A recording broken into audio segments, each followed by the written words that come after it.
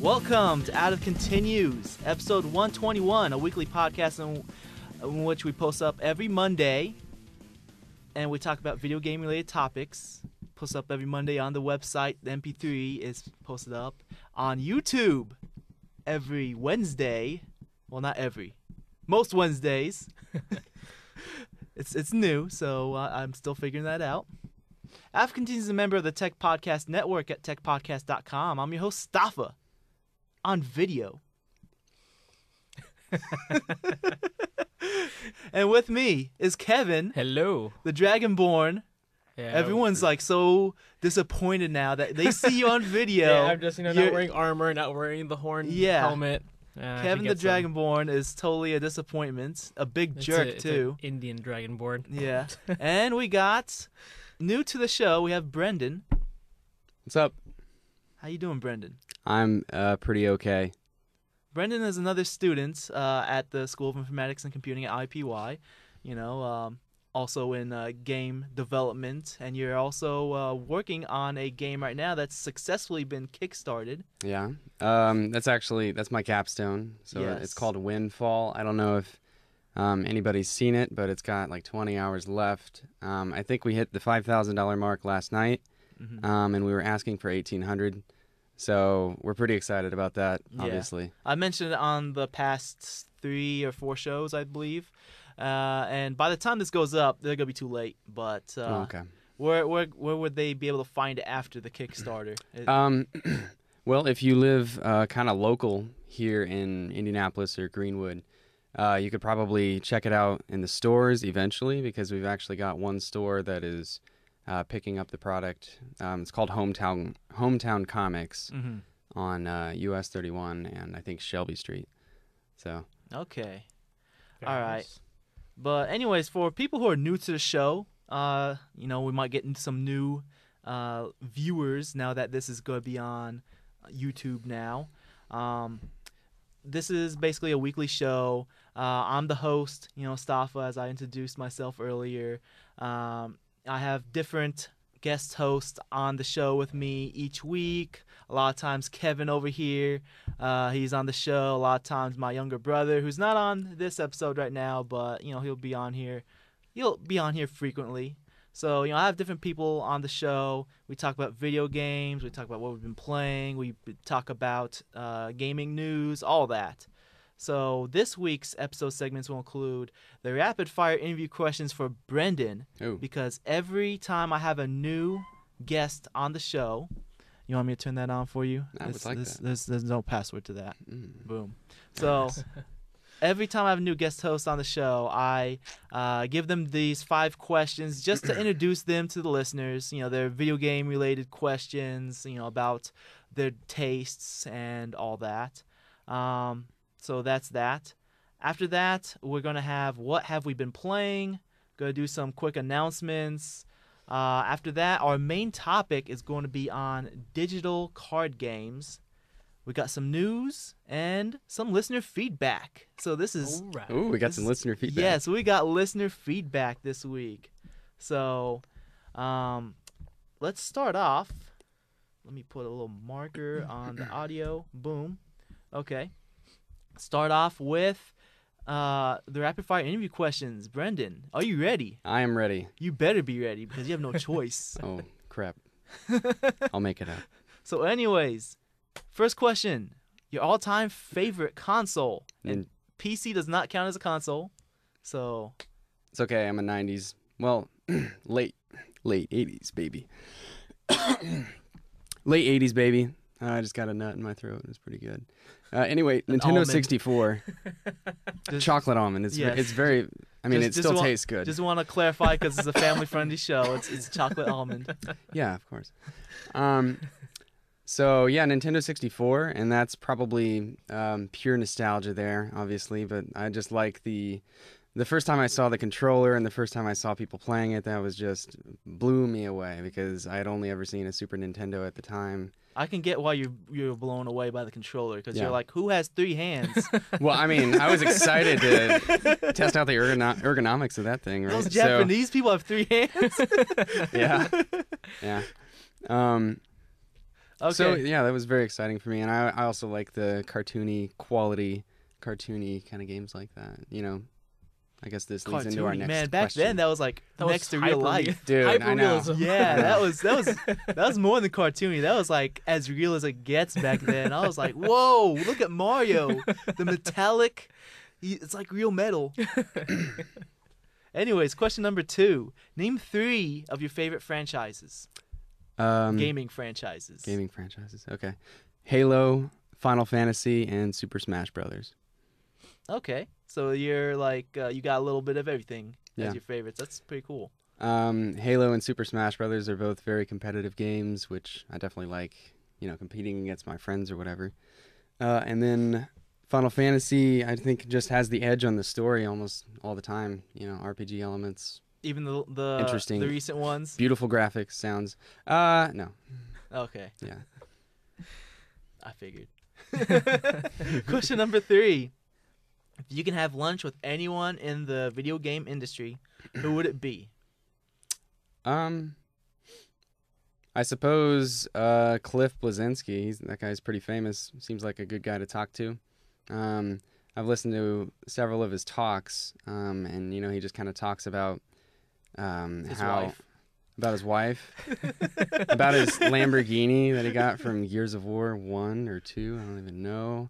The 2 things he talks about the most. Yeah, I mean that's pretty sweet. So the 3rd thing that he always talks about is how hard it is to do storytelling in games. yeah, just being completely successful. That's pretty good.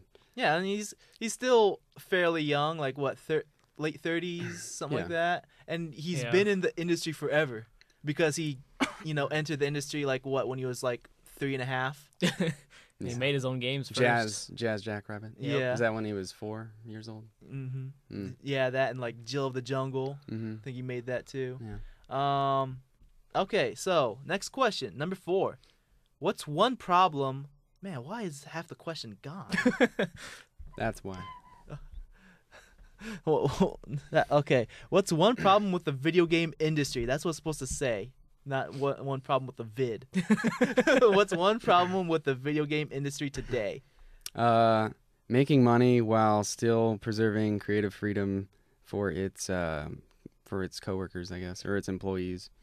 So basically, publishers wanting the game to be more geared towards making money rather than creativity. Making Harry Potter number 59 or whatever kind of sequel sports game. Call of Duties. I mean, they're quality games, but you play them or you see them again and again, and it's just kind of annoying. I don't know.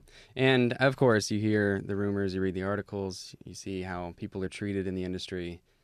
And then it's unfortunate that they make money, I guess. I don't know. Mm-hmm. Final question. One reason why you game?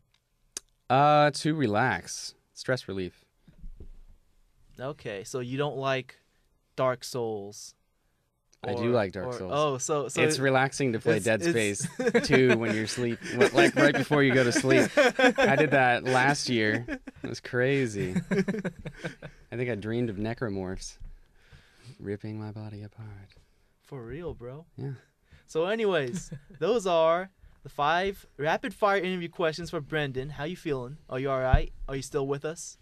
I'm good. You're good. Mm-hmm. You survived. I'm here. You do not get a T-shirt that says "I survived the rapid fire interview questions." If I had them, I would give it to you. But however, according to Stafa, you are now a man. You are now a man. Okay, yes. I've been initiated. You passed through the rite of passage into manhood. So, anyways, can I join your manhood? Yes.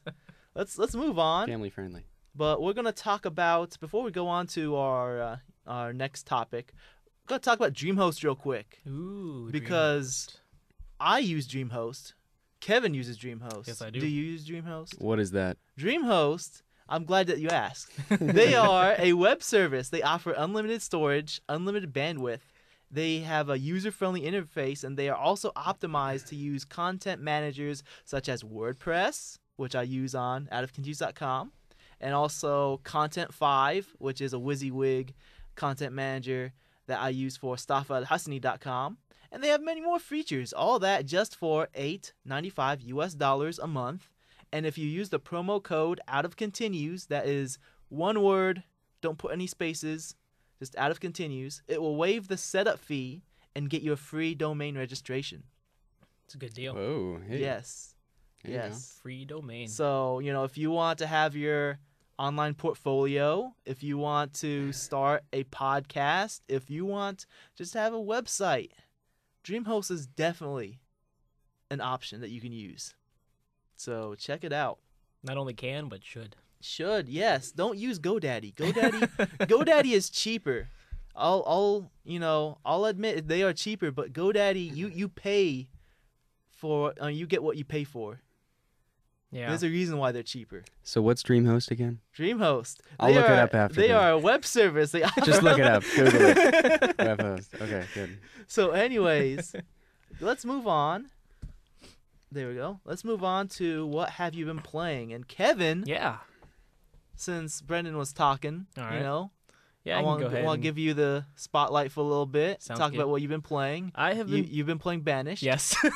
I read my mind. I totally predicted that, and it's not because it's on the outline. I'm the one who put it on the outline. Yeah, no, you did. I was actually, I opened the outline this morning. I was like, I should put the game Banished on there for what I've been playing, and then I looked on there, it was already there, and I was like, oh, Staffa must because he's have... so predictable.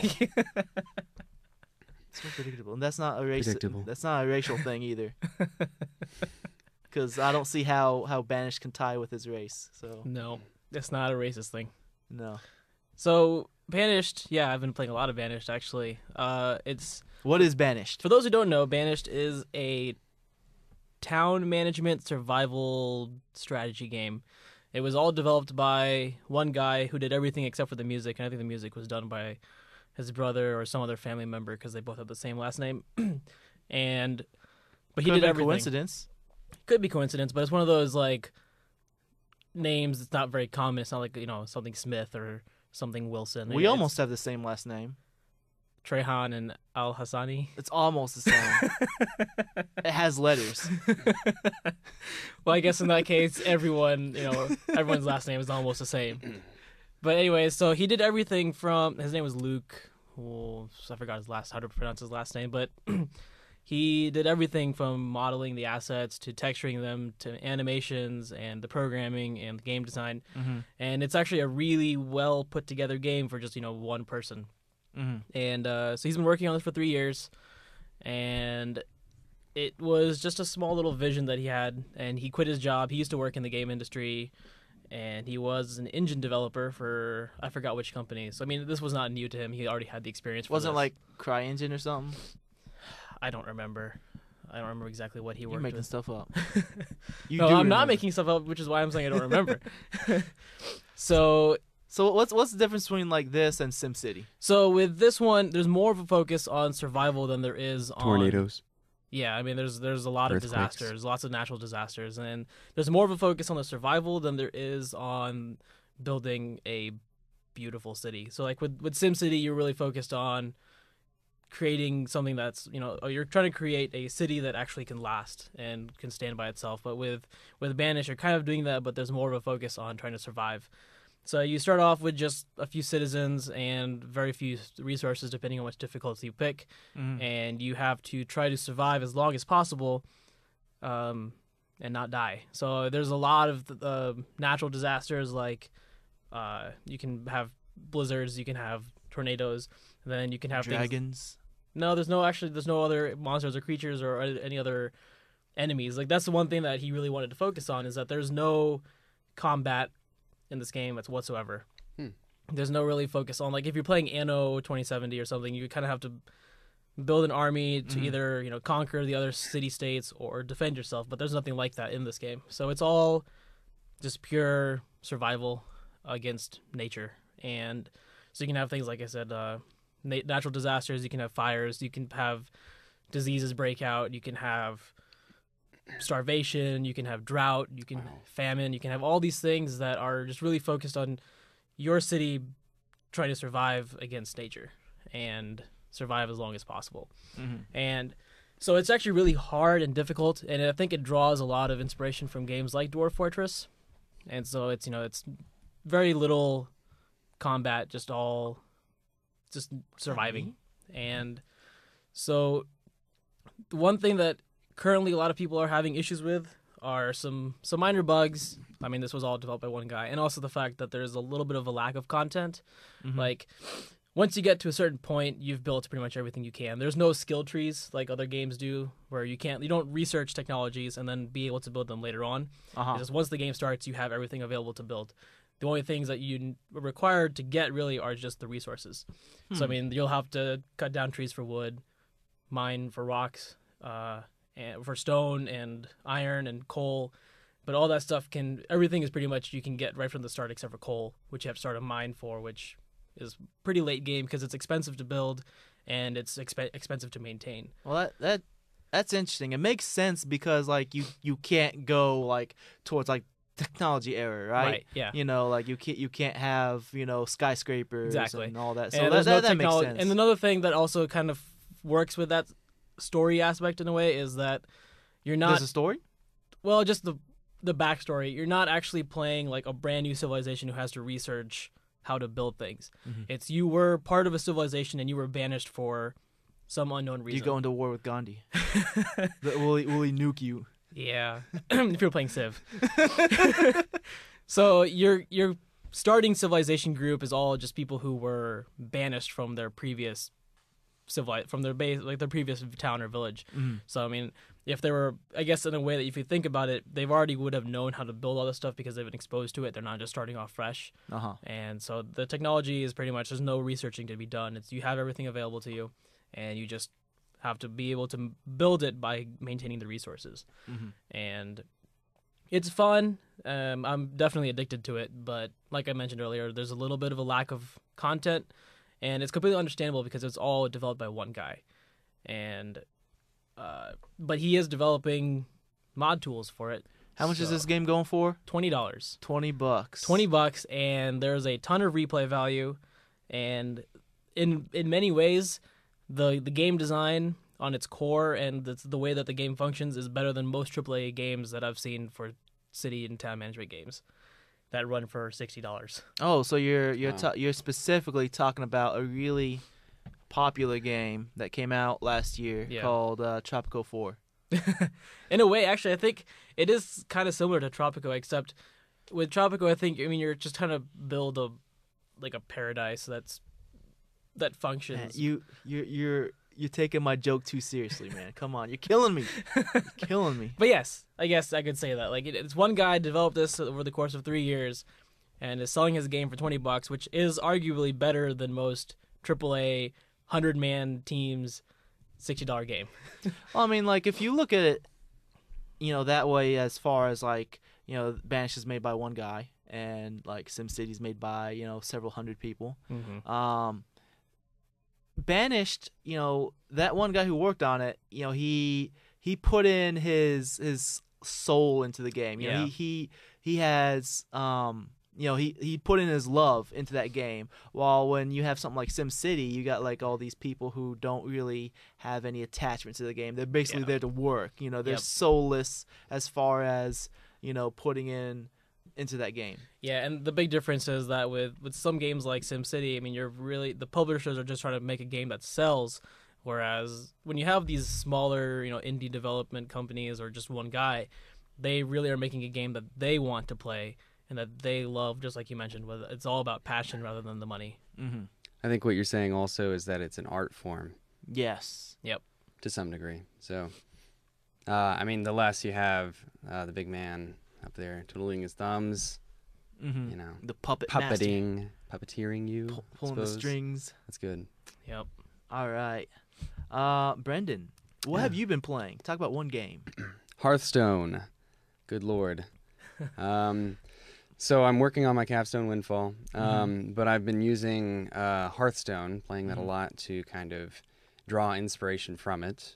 I think it was 2 weeks ago, when we were talking about what topic, you mentioned you didn't play it yet. Oh, okay. Yeah. Well, I mean, I played it. So now that you have played it, didn't do my homework for a week. I put in probably 40 hours in that game, and I've invested at least $15. So it's pretty sweet. Nice. I mean, what I like about it, the game's pretty balanced. The games last pretty long as well. It's very, very simple, but I guess you could describe the game design as like elegant, just to its most normalized form. It's just simple, as it needs to be. There's not a lot of extra fluff.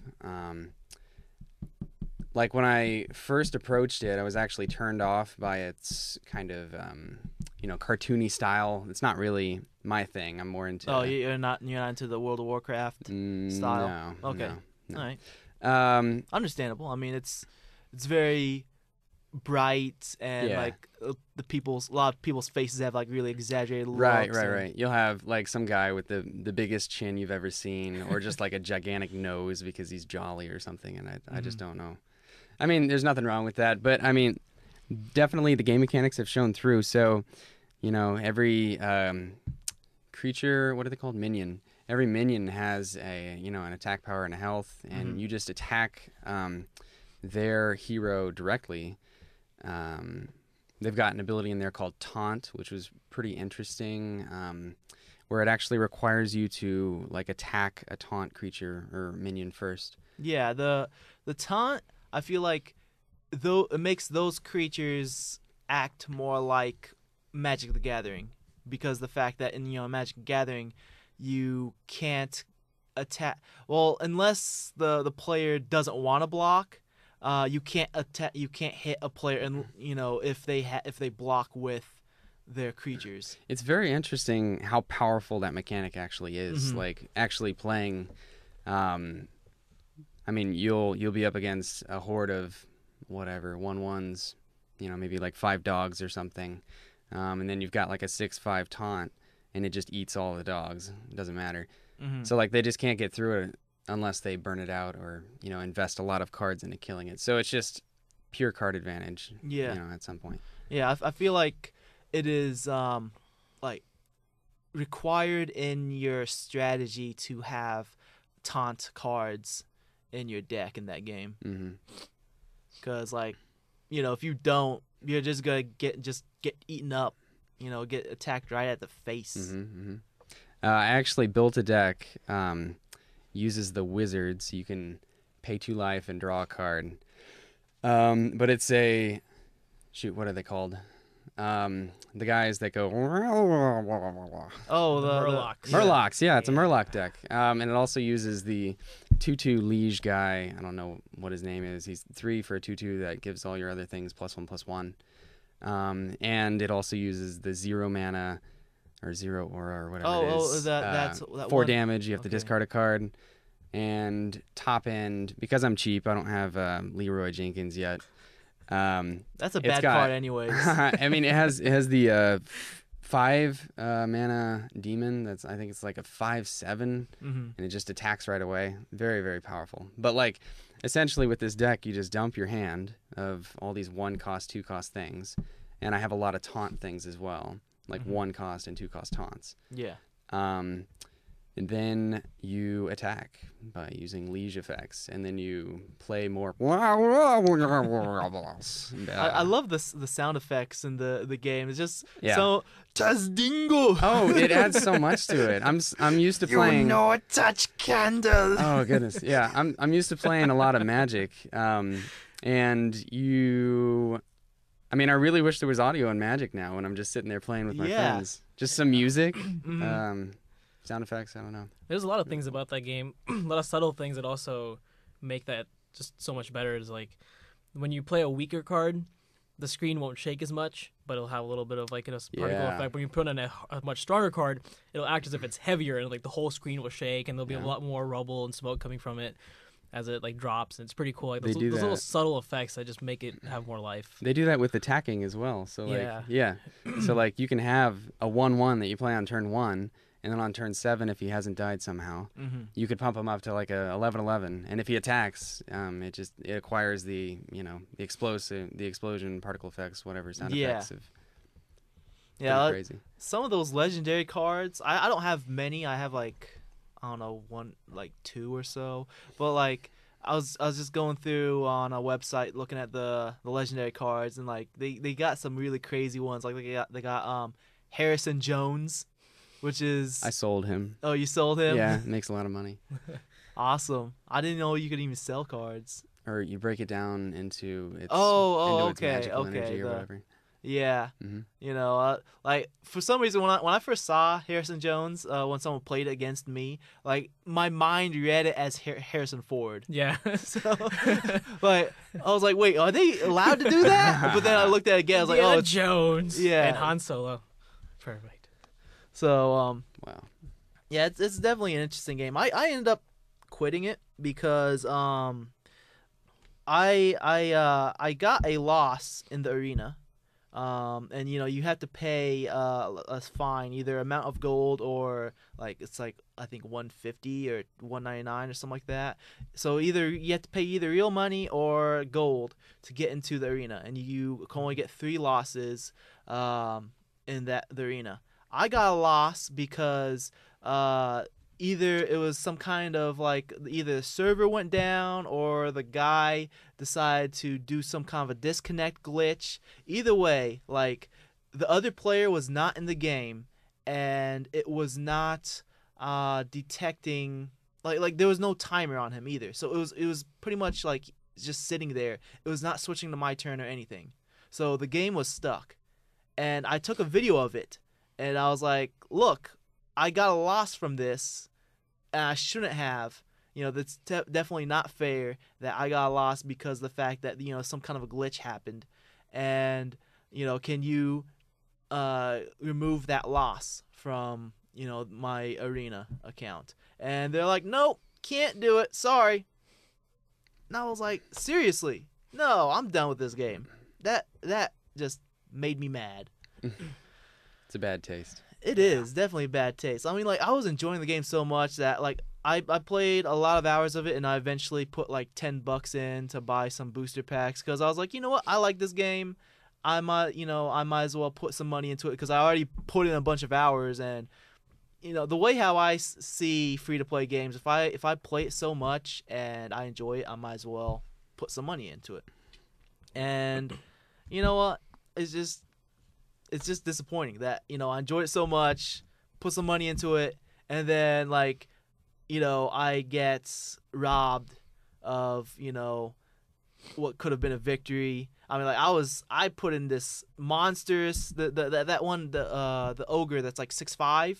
I put down that ogre within turn 3 because I had the coin. You're playing the ramp guy.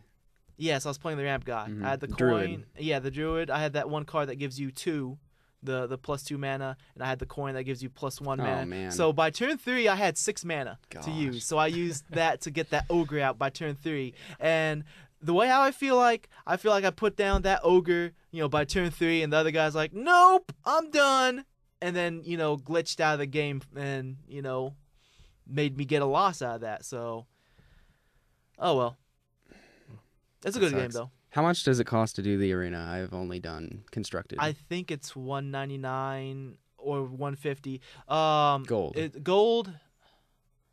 And then if you I win, think it's don't $150 you gold. don't you get your money back if you win? You get a certain amount of gold no matter what, or you get some kind of a prize. If you get, the more wins you get, the better your prize is going to be.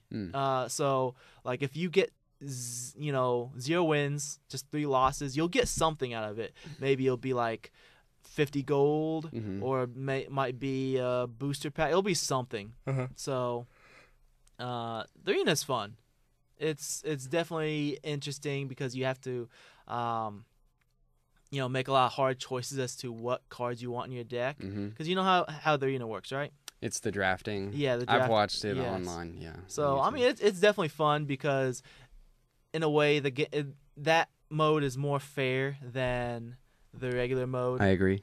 But yeah, it's very difficult to win at level. I think I'm 17 right now, but people just keep playing these mythic cards, and it's boom, you're dead, and I'm like, oh. Thanks. I didn't invest $50 into this game. I'll just slowly acquire cards. All I got guess. is this 2/2 little gnome thing that goes, "You not touch candle." Oh goodness.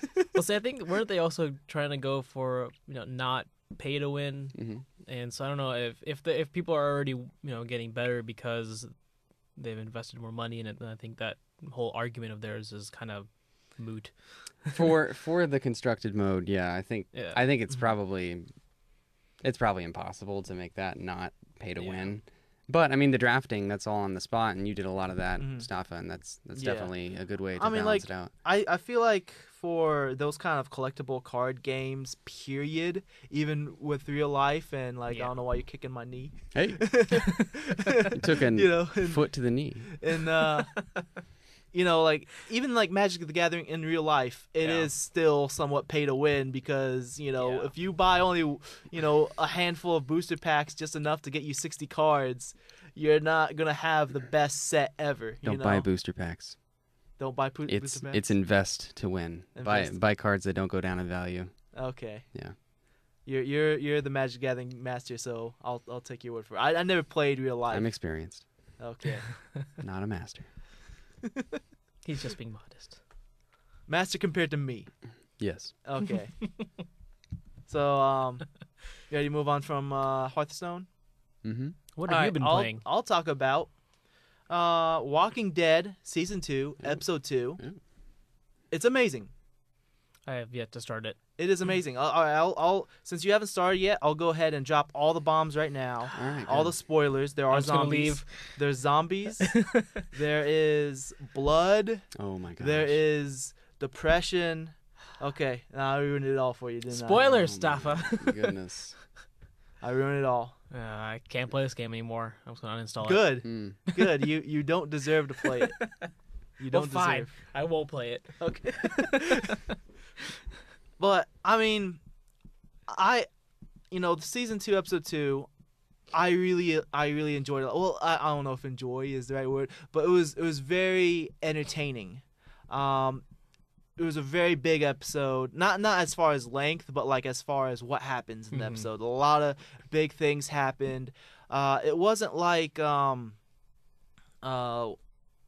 Wolf Among Us episode 2, where that felt more like it was a bridge between, the first episode and whatever's going to happen next. Yeah. That Wolf Among Us episode 2 just felt. It was a good episode, but it felt like it was building up to something bigger. Walking Dead episode 2, really big stuff happened. I mean, it is leading up to big stuff that's going to happen next, but there's just a lot of really big things that happened in this episode.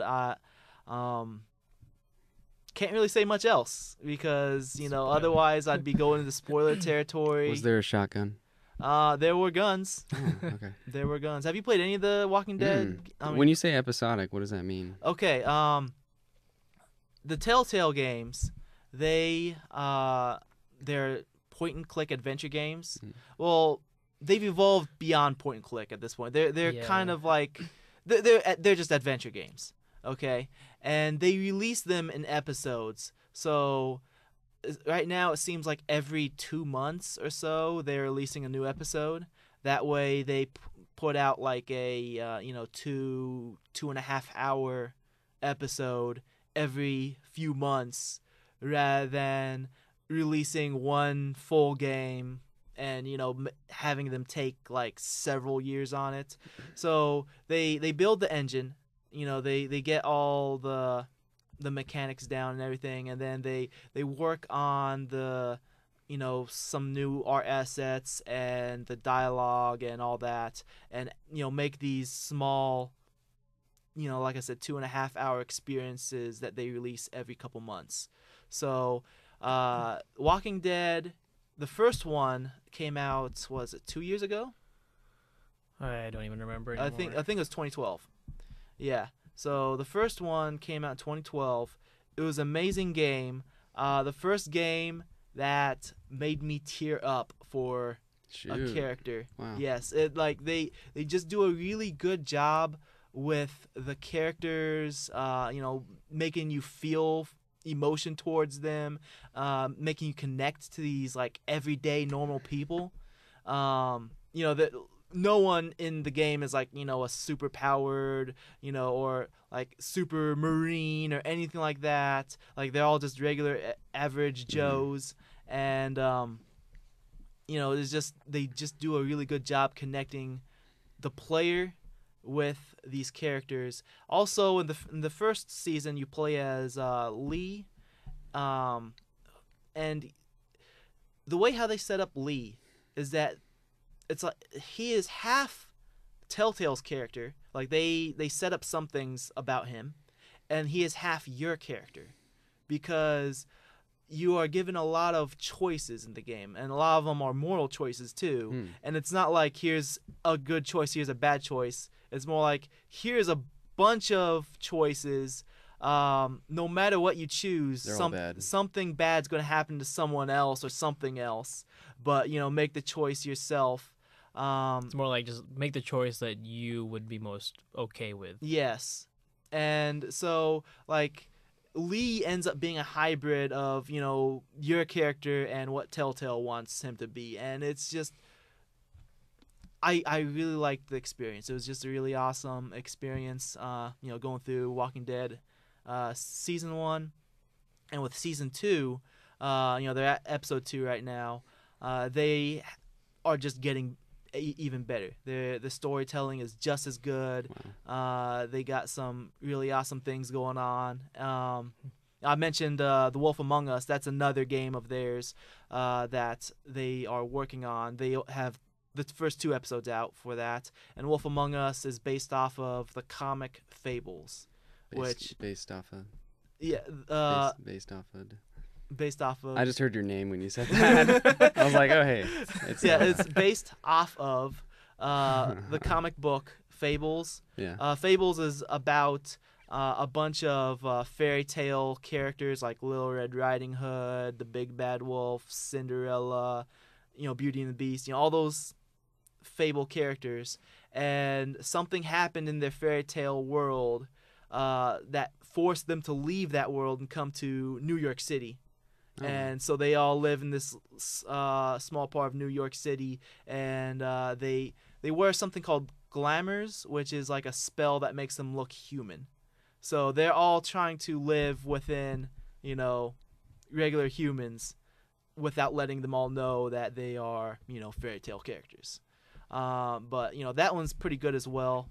You play as Big B Wolf, who is the big bad wolf, and he's the sheriff of the town, trying to figure out a murder mystery. So they both have different feels as far as the types of stories. One's a murder mystery.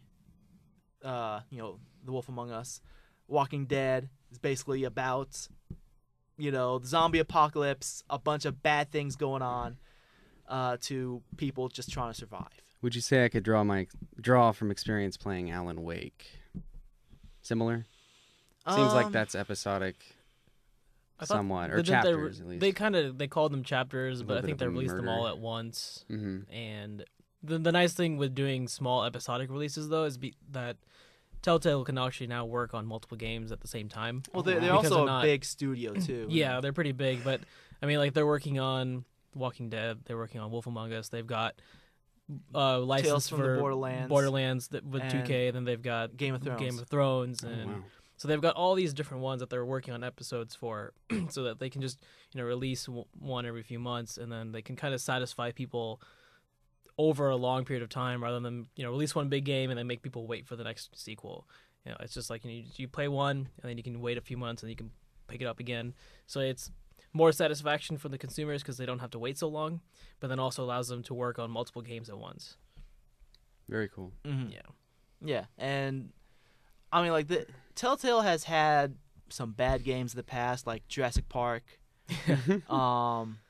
Is that the arcade version? No, because that was awesome. No, they made a point-and-click adventure game that played. It was like nothing but QuickTime events and like action, and it was kind of like it was kind of like Heavy Rain, except nothing but the action parts of Heavy Rain. Oh. And like it got really terrible reviews.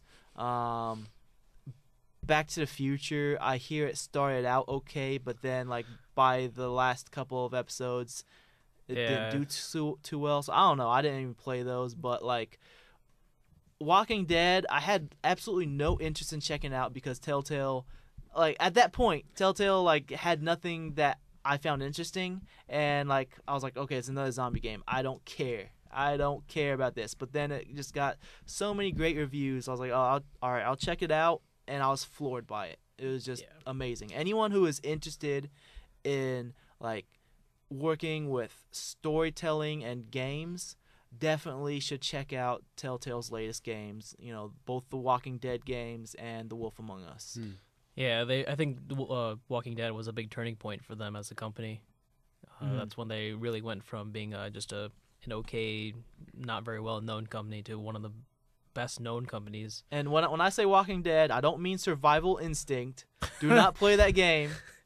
Not Walking Dead Survival Instinct. That's the one that's based off the TV show, which is like a terrible first person shooter.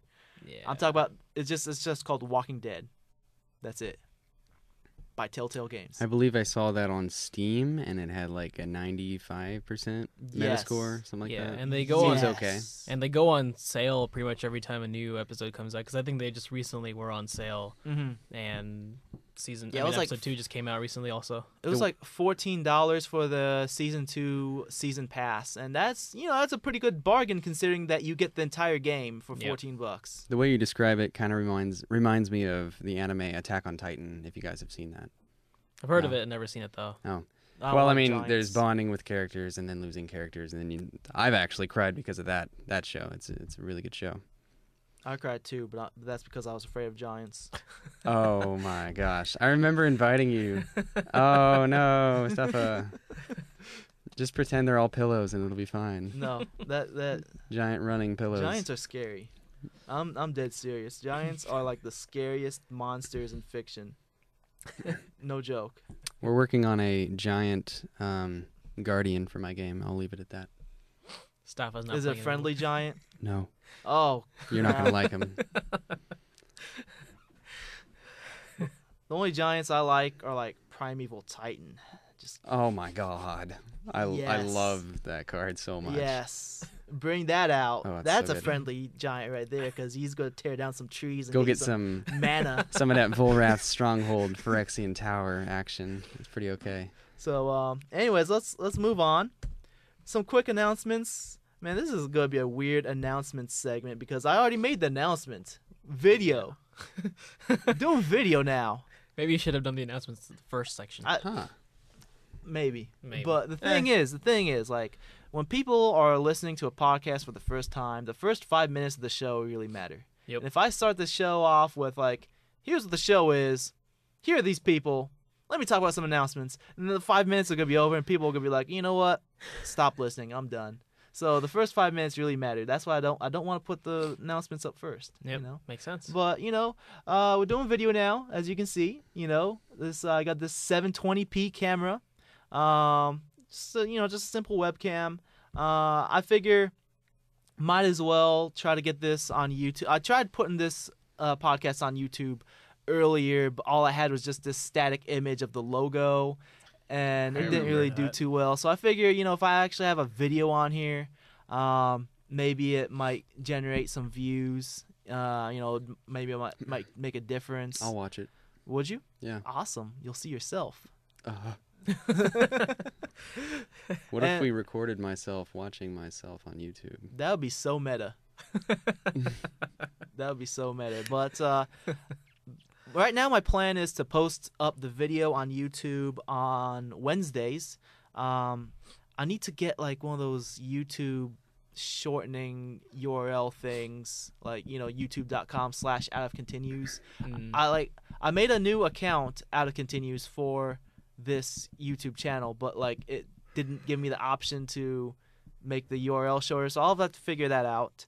Might be a YouTube partner thing. Well, I have youtube.com/saystafa. Well, I mean, that's just going to be like your actual profile on YouTube. Stop making stuff up. I'm not making stuff up. Anyways, so I'll try to post these up Wednesdays.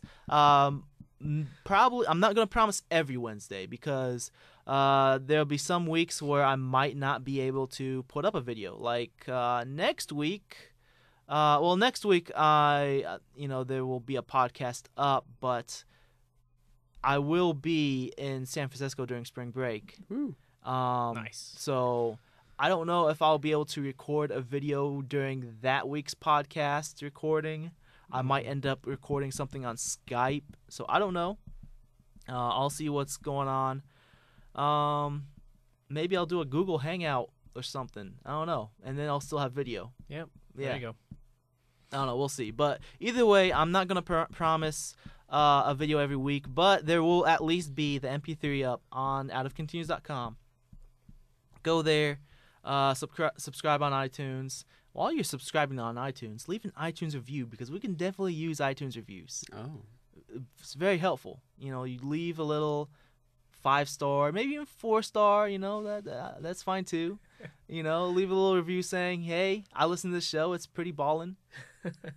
And that's it. So that's all I got for announcements. Would you rate this podcast 5 stars or 1 to 4 stars? Click on 1 to 4 stars. It takes you back to Google. So, anyways, let's move on to our main topic, and that is going to be on digital card games. I feel like digital card games has been becoming a lot bigger within the past few years. Yeah. Definitely. Was it like 10 years ago? The only digital card games were probably like Magic Gathering Online. Not very many digital ones, but since there are like tablets and stuff like that now, there have been more and more digital card games like on both tablets and PC, even consoles. Magic Gathering is on consoles. Mm-hmm. Yep. And I found it very interesting because one, it brings new players to those card games that wouldn't have been playing them otherwise. Like me, for example, I did not play Magic the Gathering before I played Duels of the Planeswalkers. Yes. In fact, I still haven't played an actual physical card game of Magic because I don't have any cards. But, I'm a lot more familiar with the game now that I've been obsessing over Duels of the Planeswalkers. Yeah, it's a little bit. You have 300 hours or something on that game, according to Steam. Holy crap, stuff. 300. What are you talking about? Nice. I'm gonna check right now. How many cards do they have on Duels? Well, Duels, it's... Would you say it's like 10, 100, or 1,000?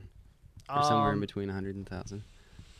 1,000, I guess, because each deck, the way how the game's set up is they set up these pre-made decks. Mm-hmm. Like you have a deck that's specifically a green deck that's about getting these medium-sized creatures. Mm-hmm. And then you have another green deck that's specifically about ramping up your mana as fast as possible and then getting giant creatures out, like the Eldrazi's and your Primeval Titans.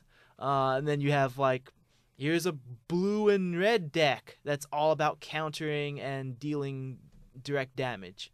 So, they have these decks that are have specific themes going on with them, and each one has a total of 100-ish cards that you can edit. Oh wow.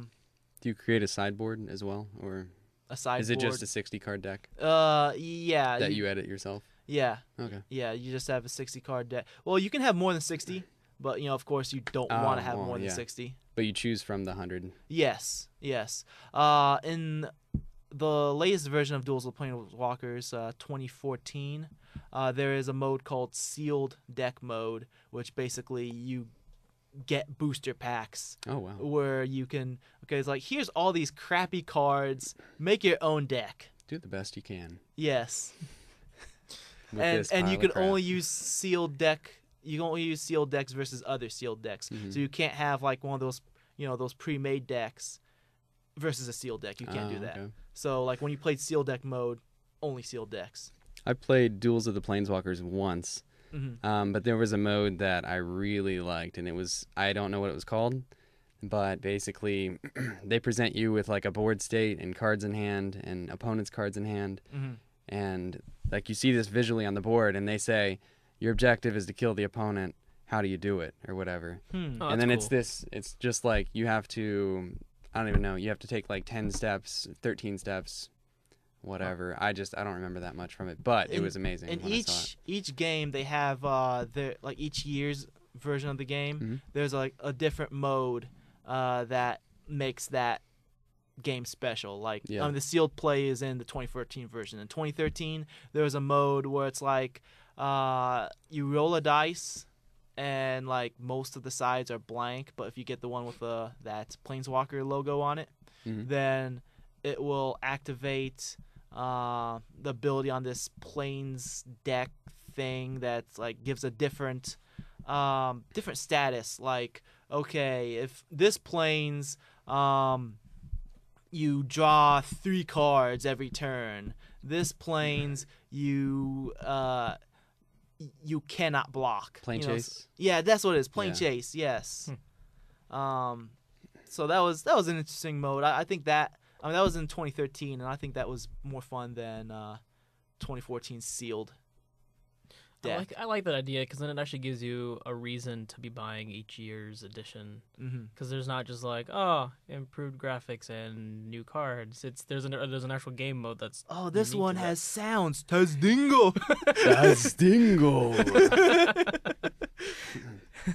I think I could give a little bit of insight as to why physical is moving to digital. This is what I think. I haven't actually done any research, but intuitively, just playing the games, kind of observing. There's a lot of don't knock on the table. there's a lot of money made Get some mic. by stores, kind of just selling the cards that have already been sold by Wizards. Or I'm gonna say Wizards because we're talking about Magic or whatever. So they make money off of booster packs, but then the stores are just reselling all these cards, and then players at my level and above, we choose to buy the cards just outright, just buy the singles because it's better to invest $10 or $15 in this card than it is to buy a box of 100 or like a $100 box of cards that may or may not have that card in it with a bunch of other cards that we don't need, that sort of thing. So there's that.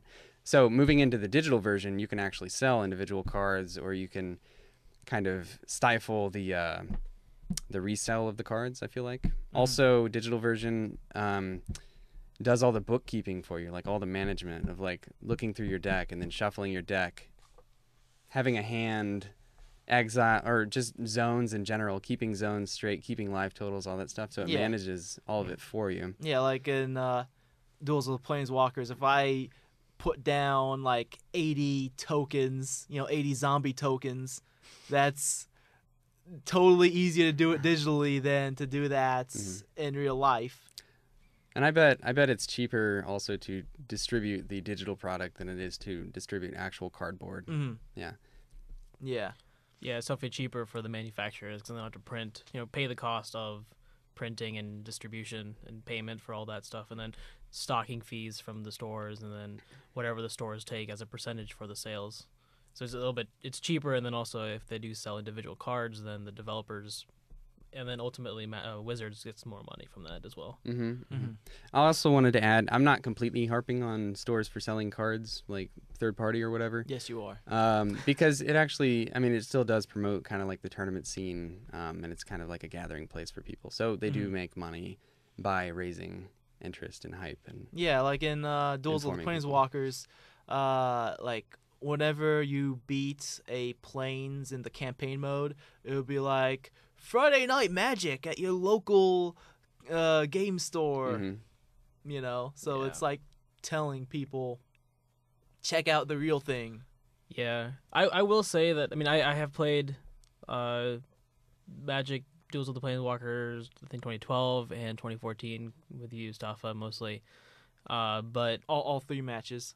yeah, of 2014 at least, yeah. But I will say that for some reason I do still prefer the physical card game. Like I've played actually Magic since I was, I don't remember how long it was ago, but my cousin introduced it to me, and actually my very first game was at a tournament.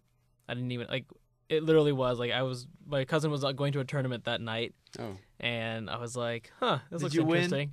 No, I lost in my first game because all I did pretty much was I bought like one of those pre-made decks, just one of those starter decks, and then kind of familiarized myself with it. And then You remind signed me up of for the tournament. the story of this guy who entered a Dead or Alive fighting game tournament, and he never played Dead or Alive before, and it was like his first time playing the game, and like he chose like Hayabusa or something like that, and he kept on spamming the same button. Like he kept on doing the same kick, and he won the entire tournament. Oh my gosh. And like between rounds, I mean, not between rounds, but between matches, between different opponents, he'd go to the bathroom. He cried. Like, why? I don't know. Like, I think maybe because he was like winning and thought it was pathetic, or I have no clue. But the guy was like, he was breaking down mentally and he eventually won. It was ridiculous. Huh? Interesting. I bet he had a lot of haters. People like standing over him, like, "Why are you doing that? Stop it! That's not how you play the game." Spamming the same Noob. move over and over. I've seen that in Super Smash Brothers tournaments. You've got Hungry Box, I think is his name. He plays Jigglypuff, and it's just a really defensive strategy where Jigglypuff will just kind of kick and then fly off, and then kick and then fly off, and then kick and then fly off. Kick, kick, kick, pound, kick, kick, kick, kick, and then you kick. Did you get you kick? I don't think we got And that then yet. you fly back, and then you kick again, and it's just this wall of Jigglypuff kicks that takes skill in that you have to click the jump button, and you have to click the A button, and you have to go left and right. There is a lot of skill in the timing there, but there's actually a lot of people that don't like that because they don't feel like the game should be played that way. But yeah, back to digital card games. I feel like a lot of these card games, these digital card games, they're starting to become designed in a way that they are more. I mean, like they're designed intentionally for digital, like rather than like, hey, you can play this game in real life too. Like for example, Hearthstone. Yeah. Like the way how they had designed the game. I mean, like you were mentioning like the thuds and all that, like that. Those little things that they add, those little effects that they add, adds to the feeling of the game for one. But two, like the way how the health and power works with Hearthstone. Like when you attack a certain creature, you make them lose 2 HP. They, unlike Magic the Gathering, in which the next turn their HP is back up, Hearthstone stays the same. So it'll be a lot more difficult to play a card game like that, in which every single card you put down, you got to keep track of all their. To like mark every time it gets attacked and how much health it has. Have a dice next to every single card you have on there. Unless what they did was like they had like a little. You know how they can put like those radial, kind of like a little modal. Yeah, just like inside the card and just kind of like make. But then the only thing is you're limited to however many. But still, that game would go so much slower. Yeah, because everyone's like, okay, gotta change the health. 1 second. Like Hearthstone's a very fast-paced game. Yeah. And you can only get that pace through the digital format. Yeah. I want to comment on that. Okay, go ahead. Okay. Go ahead. So playing Magic Workstation. And then assuming that Magic Online is very similar, and then hearing stories from Magic Online. They're both digital card games, but there is a very rigid kind of phase, like turn phase structure, where you have like upkeeps, main phase, attack phase, main phase 2, and end of turn, that sort of thing. So having to keep track of all that manually, like because it's I suppose synchronous game, where you can cast a spell on my turn. Every single thing that I do, I have to be like, are you okay with this? And then you click, you're okay with this. And then I do something else. Are you okay with this? And then it's just going to go like that throughout the entire game. So then you get a very, almost, it seems like unnecessarily. It doesn't need to be that complicated to be fun. And then Hearthstone, I think, is just a really, really good contrast to that, because they've got the open turns. There's no phases or anything. It's all loose. They've simplified the cards enough so that there's not so much text that you have to read. on this tiny format. Yeah. Plus, Hearthstone is as turn-based as it gets. Mhm. While like in Magic the Gathering, like you can play a card and then I can, while it's your turn, I can play an instant. Mhm. So like, Hearthstone doesn't have any of that. Like other than hidden cards are probably the closest thing to an instant because of the fact that you attack me and then all of a sudden my hidden card appears. Oh no, recording has stopped because maximum. Oh man, save your recording to continue. When did it stop? Just Oh, now? it just stopped right now. Let us restart it. I want to ask you a question when we restart. Oh, what is does the this? software limit you to a certain size I or a guess. certain time on video? Let me try or maybe I ran out of hard drive space. I don't know. Let me see. Computer. If it's all uncompressed. Let's see real quick. If not, if I didn't run out of I didn't run out of size. I'll start a. Okay, since I saved that, I'm gonna start a new. You're just going straight to your hard drive. Yeah. Yeah. Looks like I can only get an hour of. Exactly an hour. Yeah, it's like exactly an hour, 0.09 seconds. It's probably a data limitation. on it. Yeah, it looks like I'll have to find some other software to do the video, but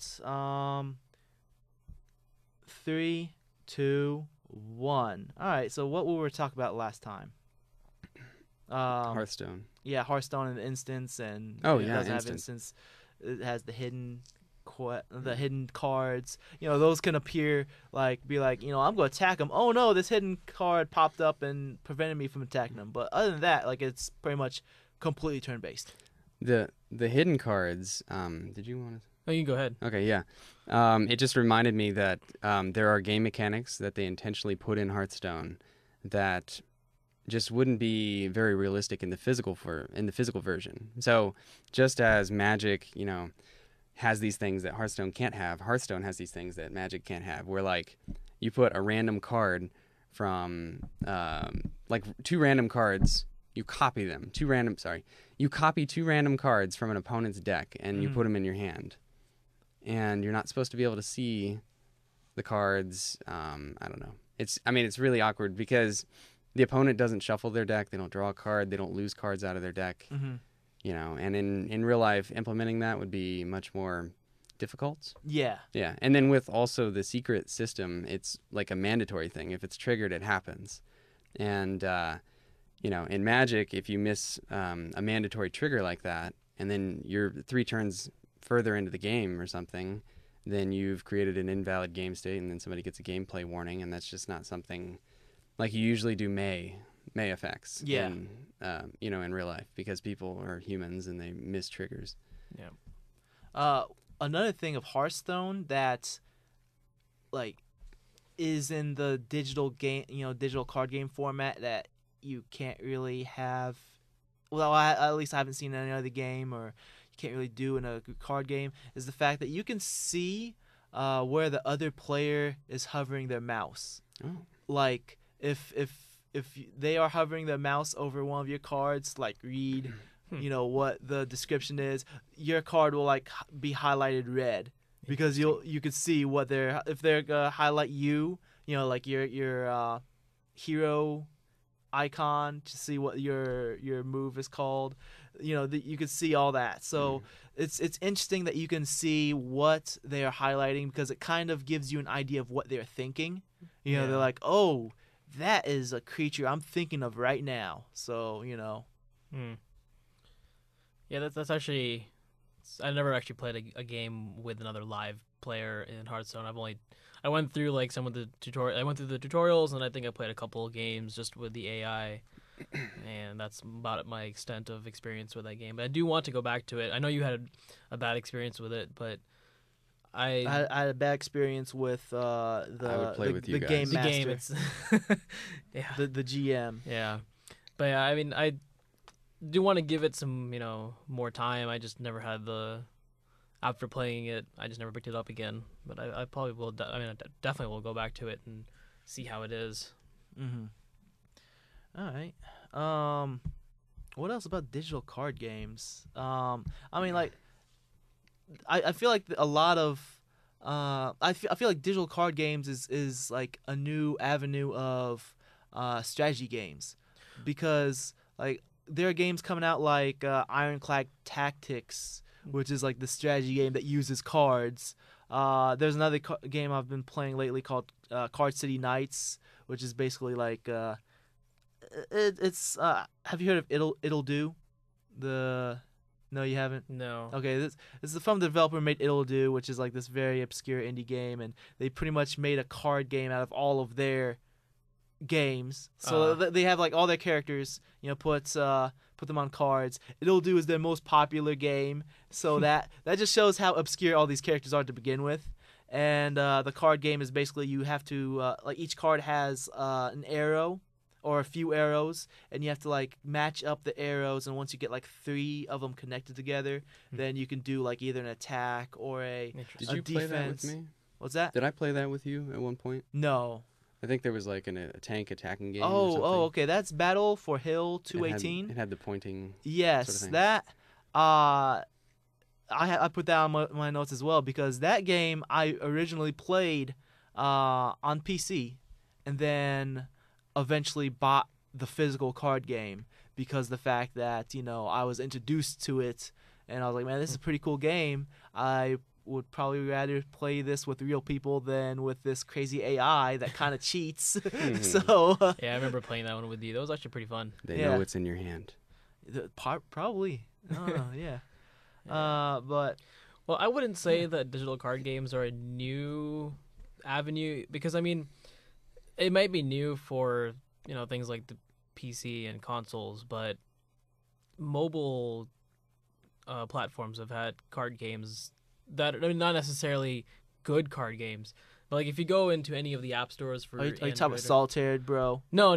We're not talking about Solitaire. No, I'm talking about games like you go into the marketplace and there's a whole bunch of these free games that you can find on both Android and iOS, and they're all just like these simple multiplayer MMO card games. You're saying that's not new because it's been on mobile, but like I'm saying the mobile that market's been around for like not that long. No, anyways. I know. I'm just saying that I think that it's new for PC and console to start seeing these types of games on there, but as far as it being digital, I think those are they've been around for a little while, and it's interesting to see the transformation of now we're actually getting physical games be turned into digital rather than people just coming up with like brand what new I'm games. basically saying is, rather than when you think strategy games, you think like your StarCrafts, your Command Conquers, your Civilization, and now it's like strategy games has become more of a broad genre, because you have like these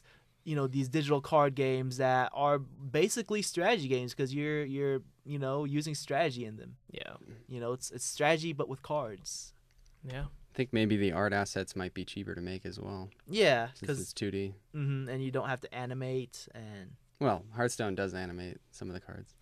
That's Blizzard. They've got like in general, like Magic: The Gathering Duels of the Planeswalkers has animated cards as well, but like like for the most part, like 98% of their cards are all single images. Yeah. So, you guys have anything else on this topic before we move on to news? I've been, for me, I guess, I've been playing a lot of digital card games and kind of looking them up, just information about them for my own card game or whatever. And then just I've noticed that. Well, I don't know actually. Wait a minute. I guess there's. You don't know. It is simple. Yeah. It's really the normalization of the rules, like not having redundant rules, and then just breaking everything down to its core, having these different elements that are completely different rather than kind of different, because they have to do that because the people aren't as invested probably because they're playing online. I don't know. It's interesting. Very interesting. It is normal. Yeah. Normalized. It is normal. So I guess let's move on. All right. Let's go into news. Okay. Which is our last major segment of the show. Well, I'm sorry. Last major segment is listener feedback. Oh, I cannot say it's a minor segment. Listener listener feedback. After my feedback a couple weeks ago. Last week. It was last week. Yeah. So anyways, first news. Big announcement recently is Batman Arkham Knight. Yep. Have you played any of the Batman games? I played Arkham Asylum and Arkham Origins. No, wait a minute. Arkham City. Arkham Sorry. City. I was about to say, why'd you skip a game? Yeah. Yeah, I mean, I guess I own Arkham Origins, as well as Mass Effect 3 and StarCraft 2, Heart of the Swarm, and some others. I haven't played them, though. I know you're into the Batman games, right? Yes. And you, I am. I started playing Origins, but I haven't finished it yet. how far you get? I think I'm like within the first hour still. Man, you're lame. Did you beat it? Yeah. Oh, good. So Batman Arkham Knight. Just going through the what we know real quick before we go into the opinions on it. It's coming out October 14th of this year, 10/14/14. It's gonna be on PC, PS4, Xbox One, and that's it. Good. No PS3, no 360, no Wii U. I understand that it's important for developers to kind of transition, but I think it takes away a lot of development time and resources because honestly, 360 and PS3 are not easy to develop for. They're very complicated and messy. Mm-hmm. Also, we've been told that there's going to be Batmobile segments in this game. Oh, it's just one segment? It's not like something Segments. Segments. I wish it was something you could have access to all the time. I don't know if it's going to be segments or if it's going to be like something that you can access to whenever. Okay. But they showed it off in the trailer. The Batmobile looked like a mix between the Tumbler and the classic Batman. Oh, wow. Interesting. It looked pretty cool. Bad guys that were in the trailer were Scarecrow, Two-Face, Penguin, and Harley Quinn. Harley Quinn is going to be a playable character through pre-order bonus. So she's going to be basically like Deathstroke in Arkham Origins, who is another pre-order bonus that you just played him during challenge mode. Mm-hmm. And it's going to take place 1 year after Arkham City, and it's going to be 5 times larger. Which I am excited for because honestly, as fun as Arkham City was, it just felt way too small. Like, I felt like I was revisiting the same places too often. I felt like I couldn't really go anywhere. I could see pretty much the entire map from wherever location I was, and it just didn't feel. The problem with it really was that don't get too far from the mic. Yeah, the problem with it was that it was supposed to be like this open world take on Batman, but they had the world way too small. Whereas as opposed to Arkham Asylum, which was more focused and linear, but it felt right because the world was designed well around that emphasis. Well, I think the fact that the world or the city is 5 times bigger, that shows that they're going to be taking advantage of the new hardware of the current generation. Yep. And also that makes sense as to putting in Batmobile now, because putting the Batmobile in the older games, you would be able to go through the city in like seconds. You get the phone call from the guy and you're like, I'm already here. Yeah, dude. You got 20 seconds. Who's that, the Riddler? No, it was the guy that cuts people. I don't remember his name. Zaz. Oh, okay. The formula, to me, the game actually kind of felt like the Spider-Man game that I played on the GameCube at first. I don't know if it's Spider-Man 1 or 2. Probably 2. Yeah, Spider-Man but you're web slinging through the city. You go to a random building. You fight some boss or some amount of people, and then you learn new abilities. One thing that how I feel about this is I feel like I should be really excited for this because I really like Arkham Asylum and Arkham City, but I got a bad taste in my mouth from Arkham Origins. Yeah, I think a lot of people did. Really? I mean, I feel like I shouldn't be not excited because the fact that Arkham Origins was made by WB Montreal, and this is Rocksteady, which made the Arkham Asylum and Arkham City. So it's gonna be the good developer. It's gonna be back to the original creators. And but it's hard to get that bad taste out of my mouth. Like, Arkham Origins was not a bad game. It was just so glitchy. It was ridiculously glitchy. I couldn't beat the game at one point because I got a game-breaking glitch, and then I had to wait the next day for. Thankfully, it was the next day. Yeah. That they put out a patch that fixed that glitch, and then I was able to beat the game. But I don't know. That's one. And two, get rid of the Arkham name. It is silly. Like, okay, Batman Arkham Asylum makes perfect sense. Perfect sense. Arkham City, okay, you're stretching it. Well, Gotham it still City. fit. It still fit in the They the were lore. stretching it. It still fit in the lore because they had to extend Arkham Asylum, so they sectioned off a part of Gotham City and made that an extension of Arkham. But they were definitely stretching. You gotta admit, they were stretching. it They were taking fit. They were taking the No Man's Land storyline, in which the No Man's Land storyline was basically when the rest of the United States decided to section off Gotham City from the rest of the United States because, like, okay, this place is so filled with crime. We're gonna destroy the bridges. You guys, have fun, have anarchy. So that was the storyline for No Man's Land, and they basically took that and they're like, okay, let's do it with part of the city and make it Arkham City, which you gotta admit, that's stretching it. Why would they call it Arkham City? Well, they didn't want it to be part of Gotham City, I guess. But still, I mean, it's stretching. it was still sanctioned under Now, the Arkham Asylum. Arkham jurisdiction. Origins, they weren't even stretching at that point. They were just using it just for the sake of using the name Arkham. Yeah. It Well, had- I wonder if part of it has to do with the fact that they want to keep it all within the same Arkham universe because, I mean, there's so many variations of Batman that you've got to keep it all central. I mean, like, as it is with most comic book heroes, you've got variations of them. I mean, like, if you look at Spider-Man, there's so many several different variations of him, and there's different universes that he exists in. And so the only way to differentiate, which version of Batman this is to keep it by that same name. Well, but here's another thing with that. This game, Arkham Knight, is a sequel to Arkham City. Okay, it is continuing the storyline from the end of Arkham City.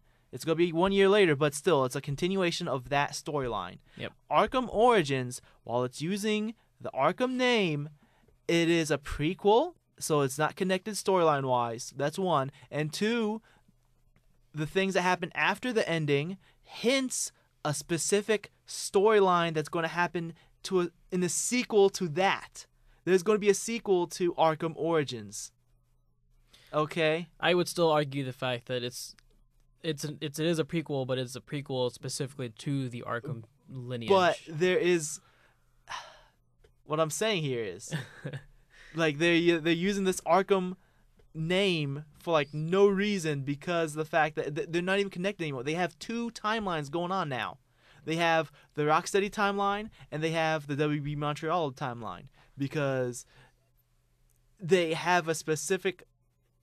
The things that happen after the ending is, like, straight up saying, oh, these villains are going to be in the next one, and it's a specific storyline. So that's the game that WB Montreal is going to be working on next. So now they have two different Batman, like, series is going on, and it's just stretching it. It's silly. They don't need the Arkham name for product recognition.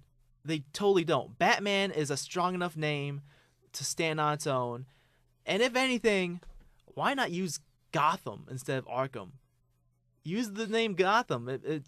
That's the city it takes place in.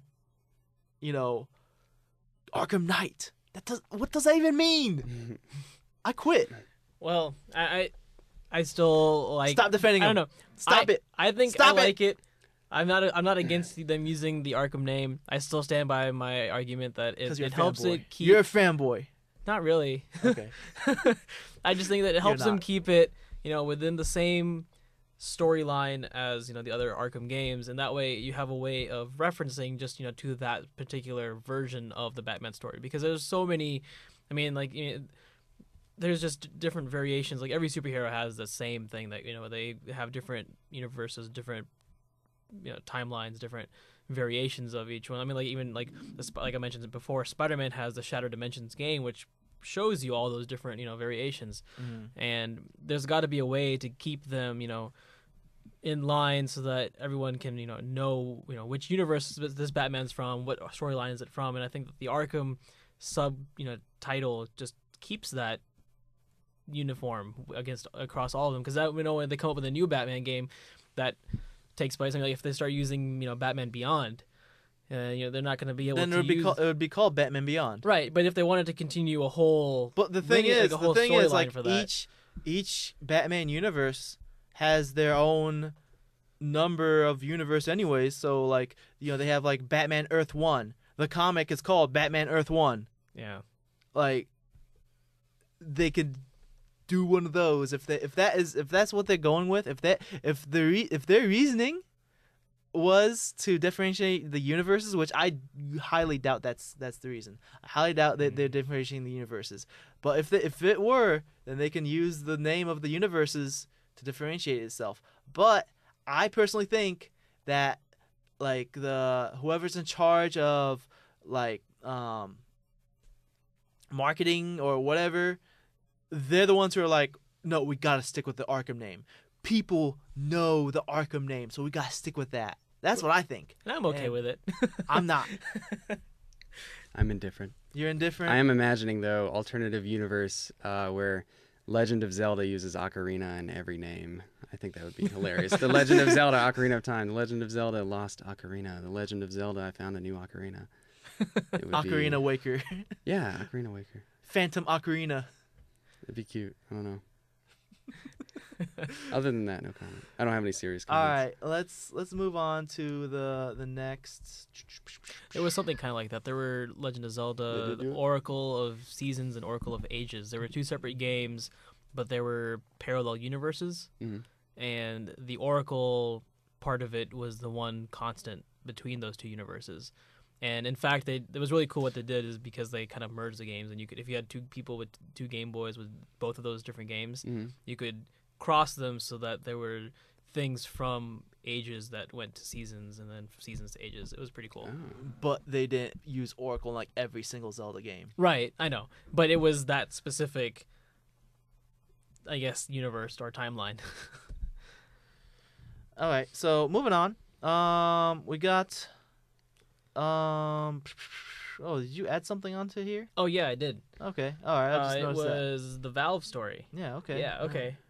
So this one I wanted to bring up because it's pretty interesting. It will change how Valve and Steam operate. Essentially, basically, Valve is now allowing developers to set their own prices on Steam. And this mainly will help because now whenever someone wants to do a sale, they don't have to contact Valve and say, hey, we want to do a sale on this day at this time for this long for this price. They can just change it whenever they want to, set the price whenever they want to, and then they don't have to go through Valve's contact to get all that changed.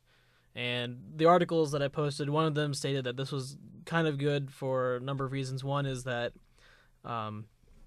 if developers want to have a sale that corresponds to a specific event that they're having or some kind of release, then they don't have to ensure, like, they can ensure that it happens at a specific time because they can set schedules, they can set repetitions. So I think like you can do it as a repeating sale every month or year or 2-3 years, however often you want it to be. So it just gives developers more control over the prices, and then that way Valve has less influence over what sale prices are, and then developers can set their own prices. So like Walking Dead episode 2 came out the other day, and the whole Walking Dead season 2 was on sale. Yep. Something like that can happen. It's like, okay. And then they can schedule that, so whenever they plan to do another release, like episode 3, then they can have it automatically set the sale at a certain price without having to make sure that Valve understands, what price and what duration and what time. So it's just more control for developers, which is always a good thing. Yeah. I wonder how you define a sale. Like, I almost feel like that's abusable, and that you Yeah. could mark up your product. Like, instead of just charging $50, you just go 60, then 40, then 60, then 40. So kind of like clothes at Kohl's. Yeah. Like some clothes is always at least 20% off. Oh, Yeah. it's a good deal. $80. Yeah, so like that's totally a good point. Like, what if some developers are like, all right, this game is always gonna be 10% off. Like, it's never gonna be 0% off, and that 10% is the regular price, but they just have it at 10% just to try to fool people into thinking it's on sale. What's the check for that? I don't know. Yeah, I'd be curious to find out. so that is a good point. Yeah. Let's move on. Let's talk about the next news I got on here.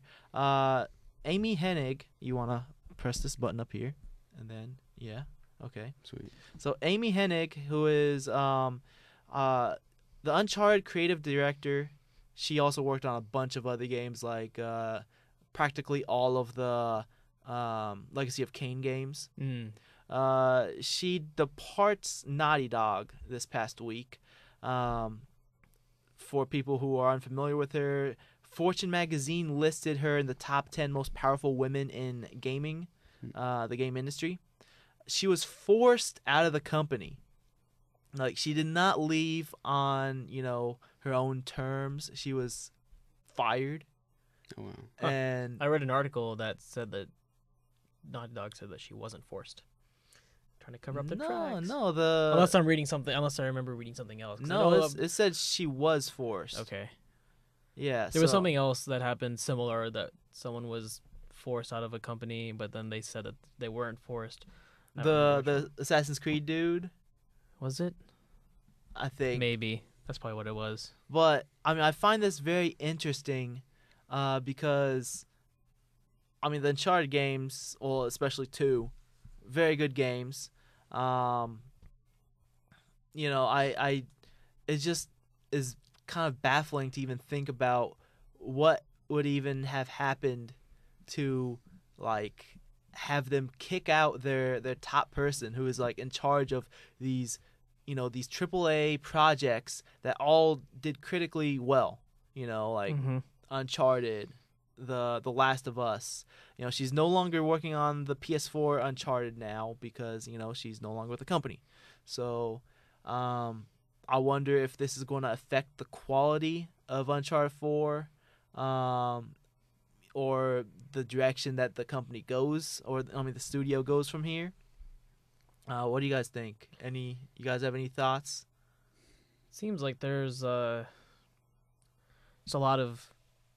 I don't think they ever really mentioned what the conflict was. No, they definitely didn't. I think probably a game that large with a team that large, I would question how much of an influence she had, like percentage-wise maybe, because they still have as a whole most of the people. Yeah, I'm assuming definitely. They would still have most of the people. But like, such a large team needs to be. They need direction. You can't like have such a large team and be like, do whatever. Look at Return of Etheria Year 1. Like, we had a fairly big sized team.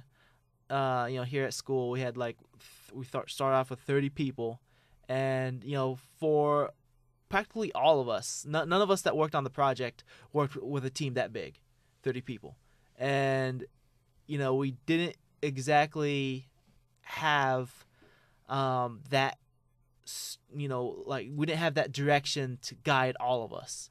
And that game ended up being, we got a product out. Yeah. But it was not without suffering. It was definitely a rocky road. It was buggy, but it was probably. I think a lot of people enjoyed it. Yeah, definitely. There were people that enjoyed it, but like the process of making that game was hellish. Yes. Mm-hmm. Yeah, and this, year 2, we learned from those mistakes. We have a lot more. Of a direction, a sense of direction, and I feel like, if you have a huge team like Naughty Dog, you definitely need someone who is experienced and knows what they're doing to guide that team. Yeah. So, yes, they do have a lot of very talented people, but at the same time, I feel like it's really important to have someone very talented to guide those talented people. Yeah, and the same thing can be said for movies. And the director is just one person, but even with a huge crew and team, that one director is the one that keeps everything in line and gets most recognized usually. But yeah, I don't know what really caused this to happen, and would be good to get some insight and see why, and if it was something that she did or if it was just some other dumb reason. They're arguing over donuts. I want the cream-filled one. Nope, you're fired. So she was supposed to get them donuts? Okay. All right. Let's move on to the next news. Unfortunately, more people losing jobs. Disney Interactive, they lay off 700 employees. Which is a huge number. 700. I can't even count that high. Like, I ran out of fingers and toes at that point, so. Way before that point. I mean, can't even get a quarter of the way there. This article says that Playdom is the studio that got hit the hardest. They made games like Disney City Girl, Marvel Avengers Alliance, Pirates of the Caribbean, Isles of War, which all those are casual games, free-to-play games, I assume, browser games, I think, or mobile, or both. They also, like overall Disney Interactive, they have both internal and external studios that work on games like Where's My Water, Stack Rabbit, Disney Infinity, which all have been like critically acclaimed well. But like the thing is, like, I think from what it looks like to me, Disney is trying to get rid of their games division because, like, when Disney purchased LucasArts, yeah, I was just about to mention something about that. They got rid of the Lucas Studios. LucasArts Studios. They canned Star Wars 1313, which I'm still upset about, for the record. I could tell, man. You're quick to jump on that. I'm upset because he's upset. Yeah, that game looked so fantastic. It's gonna be awesome. You're gonna play as Boba Fett. It's gonna be awesome. Boba Fett. It's gonna be the best third-person shooter ever. Now, I heard rumors that what they're gonna do with it is that Boba Fett is not like the clone of Jango Fett. He was another guy who like stole the armor of Boba Fett. Oh yeah, I remember reading something about that. But that's basically my opinion off this. That's Disney is just trying to like get rid of their games division, and which is kind of sad. I don't see why not. I don't see why they would do this, because, to be honest, the game industry is very lucrative, and it's coming to the point where games are bringing in as much revenue or surpassing the movie industry. Yeah, I feel like they are kind of bitter about the game industry because they had like all these previous projects that just sucked because they just didn't make any good games, and now that they like got good game studios like the studio LucasArts that was working on 1313, they had a good product on them, but since they're like, well, we had bad experience, go away, we don't need you. Which is kind of weird, because if they brought on, they should have known that they're bringing on a well-experienced group of developers who have made some pretty good games in the past. I don't see why they would jump the gun and just be like, we're just gonna forget it. They should at least have released a couple games and see how it would have gone, because I'm sure 1313 was going to be a huge success. Just even the demo, like not the demo, but the first gameplay video was immensely popular. He's just being a fanboy. Maybe a little bit. For that game, yeah. Speaking of fanboys, let's go on to the final news topic I got on here. It is about the greatest game that's going to be made ever. The GOAT. The game of all time. Greatest of all time. Shaq Fu, a legend reborn. No.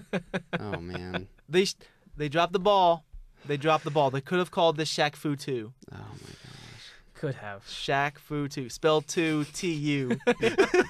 How about this retro thing? I feel like Nintendo...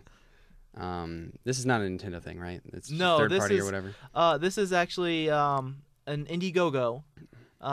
Basically, this new studio that they have a bunch of veteran developers that worked on like some Final Fantasy games and some other games, Street Fighter 4, etc.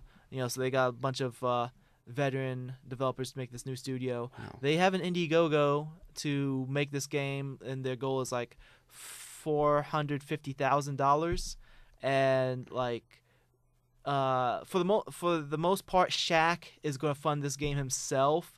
But they said that the Indiegogo is to basically, get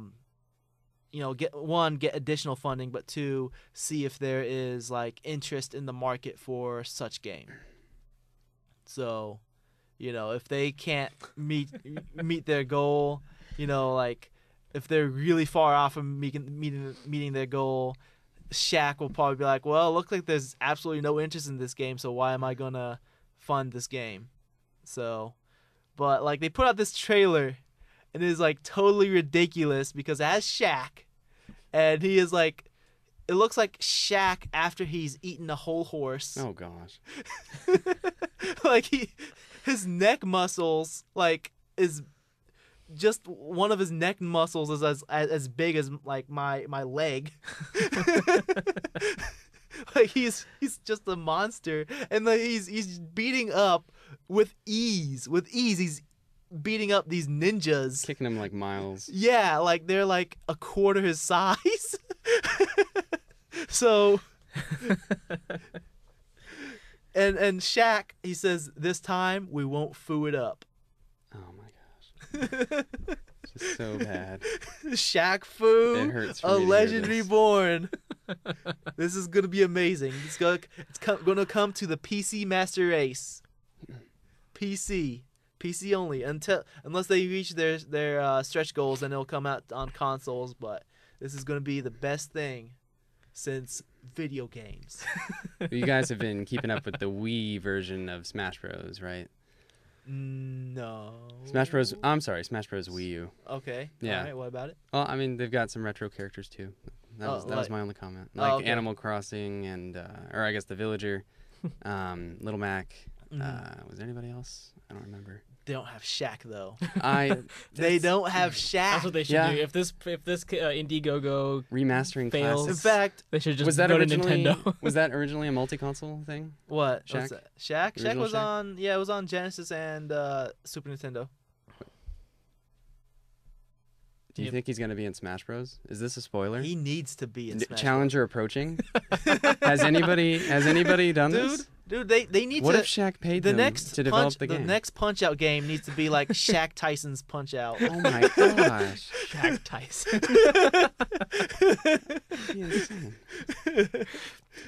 Man, I can Like, just not, I'm you just fight picturing, both Shaq and Mike Tyson at the same time. I'm just imagining this. They're both like fighting you, and then they just do this like fusion thing, and then they become the Shaq Tyson, and he's the final boss. Shaq is the final boss of life. You beat Shaq, you beat life. So, anyways, unless you guys have anything to add on Shaq Fu, a Legend Reborn, we're gonna move on. I think I'm pretty speechless on this. I'm done. Okay, all right. We're gonna get to listener feedback now, the final major segment of the show. Yeah. And if you want to write in, you can write into podcast@avcanteens.com, just like Joel M, who wrote in. And Joel is such a boss. Prepare. This guy is a baller. His comment is, show good. Oh, Thank you, Joel. You made my day. It's the best feedback ever. That is way better than your feedback, I know. man. I know. I'm looking at this. I'm just like, why didn't I do this? We spent like half the episode reading your your feedback. See, this is how open I am to feedback. I'll even take Kevin's feedback, even though he's on the show like every few weeks. Yep. So, show good. yeah, show good. It's simple, short, sweet. That's the amazing. point. You know what, Joel? You good. Oh, You good. that's so good. Yeah. That good. That good. You good. So anyways, let's wrap things up. If you enjoy what you've been hearing, support us by liking us on Facebook, following us on Twitter, leave an iTunes review, or you can contact by email, which is podcast@africannews.com. All these can be found on the website www.africannews.com. You can also tweet at me. I am at Sayed Stafa. That's SAYEDSTAFA. You know what? I completely skipped my shout outs. I gotta give some shout outs first. I want to give a shout out to Nathan Becker, also known as Ectogemia, ECTOGEMIA. You can find him at facebook.com/Ectogemia. Or you can look up his SoundCloud account. Makes some awesome music. He's been working on music for my capstone, so it's pretty sweet. Also, check out Return of Etheria War of Realms. That is, Etheria is spelled AETHERIA. Returnofeltheria.org. It is a live-action, big convention, mix between board game and video game, and it's going to be at a convention this year. Maybe Indie PopCon, maybe. Most likely. Most likely. Yep. We're working on it. And, you know, I'm the current lead game designer. Kevin is the current lead 3D does nothing guy. Does nothing. Yeah, does nothing. I'm the guy who man. just sits there and is like, yeah, you work on this, you do that, and then tell me what you're doing. See, I'm the lead game designer. I don't even do that. I'm hands-on. You gotta boss your people around. I do, but I do it while I roll up my sleeves, get my hands dirty. I'm the recently retired Yes. member of game design team. Yes. Season 1. Yes, Brendon was year 1 and the first semester of year 2. So Yeah. Yes, Yeah. all of us united make the power of Captain America. Oh. Fantastic. Yes. That good. Kevin can be the shield. Brendon can be the wings on the head. I don't know the reference. Captain America. Come on, you don't know Captain America? I don't watch American cartoons. He's Captain America, dude. Dude, Come on. Pokemon. Come on. Dude. Captain America. Pokemon Avengers. Speaking of which, good. Pokemon's on Netflix now, too. Oh. Yep. You don't need that. You got 'Cause Digimon. Digimon has already been on Netflix, bro. You know what else is on Netflix? Attack on Titan. Is it? Yeah. I did not know that. Yep. So you can watch it in, I guess, 1080p. I don't know. I guess high definition. 1080p full streaming quality. Yep. All Japanese with subtitles, and that's I hate the way. giants. No. I hate Oh, giants. Giants. Okay, yeah. I'm I sorry. hate giants. I'm sorry. I keep bringing that up. I keep forgetting. Giants are scary, man. Yeah. If there was a giant in real life, I would poop myself. There is. I was like the guy who plays Hagrid from Harry Potter.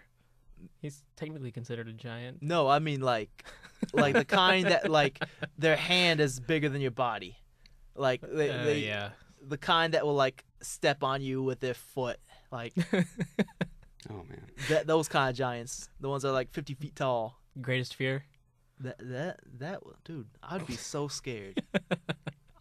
I would like go underground and live underground for the rest of my life. Mm. I'd never go to the surface. I'm afraid of underwater plants. Really? I feel like they're poisonous sometimes. Underwater plants. Underwater plants. Yeah, like when you're wading your way through the lake, 8 o'clock at night. You ever It's just dusk. You ever touched seaweed before? When you're You look swimming? down. Seaweed's nasty. You look down, and you see the Tastes good though. silhouettes. Sushi. Silhouettes just going like this. and you're like, I know it's gonna kill me. I know I'm gonna die. Have you seen that picture of like the ocean wave where the wave is coming and then you see all like the seaweed yes. like just coming no. over? No. That'd be kind of scary. So, anyways, hopefully I have both halves of the video recorded. I'm going to put these together in I don't know, After Effects. After Effects would be Premiere. simple enough, yeah. After Effects. I know how to use that. Yeah, I'll put these together in After Effects. There might be a few seconds of no video. I'll put a little picture saying technical difficulties. Do it like the old classic, like the rainbow stripes on the TV. So yeah, I'll have to find a new software to record this with because obviously Movie Maker only goes for an hour. So Oh, yeah, you're using Windows Movie Maker. yeah, Windows Movie Maker. Oh, that dude. What's his name again? That good. Oh, Matt. So we Miraxis. got on the topic of Shaq Fu, and I was like, "There's a magic card that looks like the new Shaq Fu." Yes. Miraxis of Keld. It's a really old magic card. Came out in Weatherlight. You can just look it up. Just Google Miraxis of That Keld. looks exactly like Shaq Fu. And that is the way Shaq Fu looks. Have you played Magic the Gathering Battlegrounds for Xbox? No. That game had him in it. Yeah? Yes. Oh, wow. That game was a cool game. I love that game, but a lot of people hated it because the fact it played nothing like Magic the Gathering. Really? Yes. In fact, Wikipedia lists it as a fighting game, even though it's not a fighting game. It's totally not a fighting game. But like it's weird. But yeah. Video should be up. Check it out if that's something that interests you. I mean, it's three guys sitting in a room talking to each other. Choking on food. I know this isn't I know this is the most entertaining video ever, but it's something. And what you should do is definitely do like your videos for when you go to conventions, because then you can do like video interviews with developers. You can. I don't have a camera, man. Use your phone. My phone, that's like the worst quality in the world, man. Oh, okay. Well, you can invest in the camera eventually.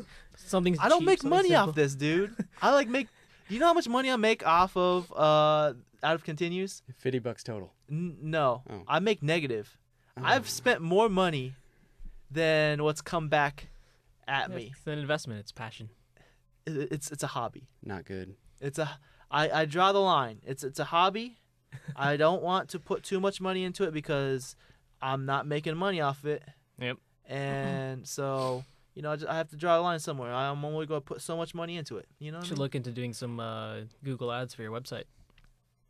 That'll bring out a little You bit. told me that before, and I didn't listen because Yeah. it went through one ear, not the other.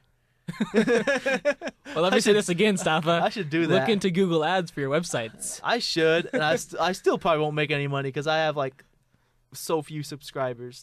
But- Over time, it'll. I'm it'll subscribing. equal out. Awesome. So, anyways, I'd like to thank. Oh, do you guys have any other plugs? We plugged. Brendan's game. Okay, you Oh. want Windfall? I think did you guys plug it last week? Yeah, Or- plugged it last week. Sweet. Okay. So, yeah.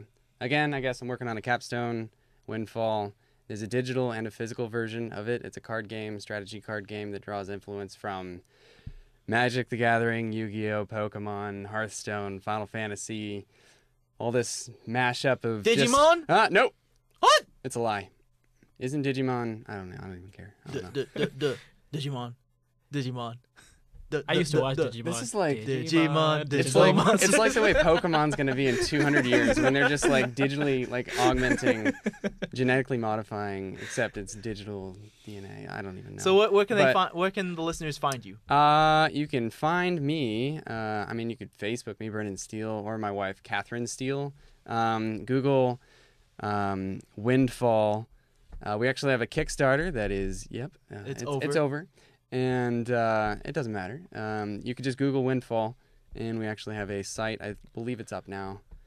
I'll give you the link. Isn't your Facebook like facebook.com/windfall? Yes. Steel Games. Steel Games. Mhm. Steel STEEEEES. I think I put too many E's. STEELGAMES.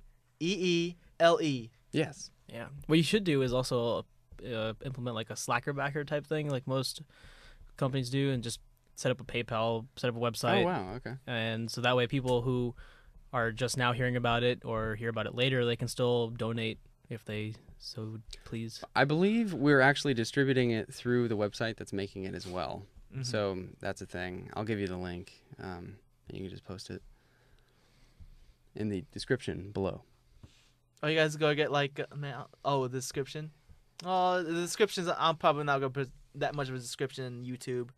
You can just copy your show notes directly from whatever your podcast is. That'll be on the website, www.africancheese.com. Remember to subscribe. Yes. Of course. Are you guys doing anything with Mayfair Games with this game? Or? We've been talking to Mayfair about publishing, like technicalities with that, how to go about doing that. Mm-hmm. We got some really good advice not to initially to not make it into a trading card game because you can't compete with, established titles, Magic, Yu-Gi-Oh, Pokemon. So sell it all in one product. So that's what you do if you want to buy my game or if you want to try it out. By buying it, you can just go to a store, buy it, the whole lot of cards. It's a package deal. Okay. Or through the website. Awesome. You got anything to plug? No, not really. Since this is video and this is the first time I can like do something visual, I want to show this off real quick. Look at my thumb. Oh! Whoa! What? Whoa! Whoa! Oh! Whoa! Oh! I'm all right.